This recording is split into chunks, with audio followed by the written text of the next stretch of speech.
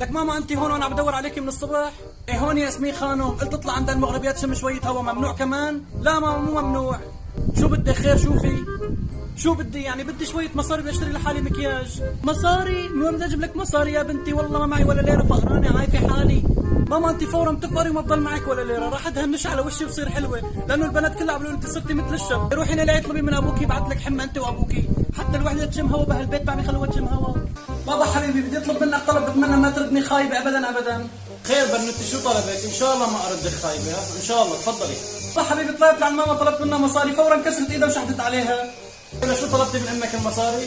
اي بابا انا شو بدي المصاري؟ بدي اشتري شوية مكياج لحالي، عم حس حالي جعفر. يا بنتي يا حبيبتي شو بدك بالمكياج بهالوقت هذا؟ لا يجوز شرعا. ايه علينا بابا، فورا عملت لي فيها حلال وحرام، وين المشكلة اذا تمكجت شوي وطلعت لعند رفيقتي يعني؟ خلص بنتي حبيبتي ما معي مصاري، يلا وقت المكياج خذي هي من القاطر، انتفي الشعرات هدول بمشي حالك، خذي. بنتي ما معي